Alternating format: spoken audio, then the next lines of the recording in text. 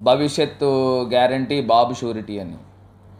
ఈయన Rajahmundry central jail నుంచి రావడానికే ఒక 4-5 ఈయనకి షూరిటీలు ఇచ్చి బయటకు వచ్చిన సందర్భాలు. సార్ ప్రజలు కూడా ఆలోచన చేయాలి.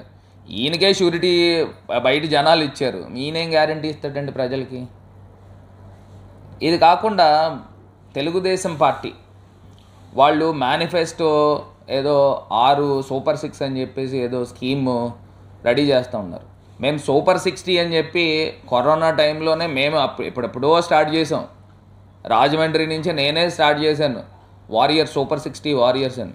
దాన్ని కాపీ కొట్టాడే ఈయన చంద్రబాబు నాయుడు గారు సూపర్ 6 అని. ఇప్పుడు ఆయన సూపర్ 6 అని చెప్తా ఉన్నాడు. 640 హామీలు ఇచ్చి 2014లో ఆయన అధికారంలోకి వచ్చాడు. 640 హామీలు ఏం నిలబెట్టుకున్నావు నాయన అని అంటే ఆ ప్రశ్నించడం మొదలు పెడితే ఆయన టీడీపీ వాళ్ళ అఫీషియల్ వెబ్సైట్ నుంచి ఈ మేనిఫెస్టోని తొలగించారు. అంటే ఇంతకన్నా దారుణంగా ఏదన్నా ఉంటుందా?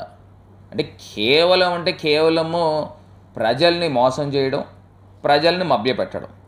నేను ఇవాళ ఒక్కటే సూటిగా ప్రశ్న చంద్రబాబు నాయుడు గారిని, పవన్ కళ్యాణ్ గారిని ప్రశ్నిస్తూ ఉన్నాం.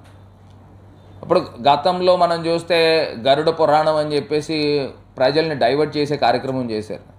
ఇప్పుడు తీసుకుని వచ్చి బాహుబలి టైప్లో ఏదైతే ఏదో అంటారు కదా త్రిశూల వ్యూహం, ఆ టైప్లో ఇప్పుడు ఏంటి షణ్ముఖ వ్యూహం అంట.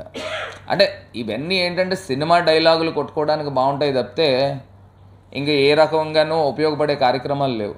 నేను ఇవాళ చంద్రబాబు నాయుడు గారిని అడిగే ప్రశ్న ఏంటంటే, ఇప్పుడు మీరు ఏదైతే సూపర్ 6 ప్రకటించారో దీనికి సంబంధించి సంవత్సరానికి ఎన్ని లక్షల కోట్ల రూపాయలు ఆంధ్రప్రదేశ్ రాష్ట్ర ఖజానా పైన డబ్బులు పడనుంది, ఖర్చు పడనుంది, దానికి మీరు ఏ రకంగా సంపద సృష్టిస్తారు?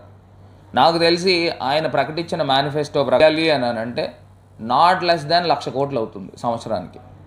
మరి ఈ 1,00,000 కోట్ల రూపాయలు సంపద ఎక్కడి నుంచి తీసుకొస్తారు? ఇవాళ గవర్నమెంట్ ఎక్స్చెక్కర్ దగ్గర నుంచి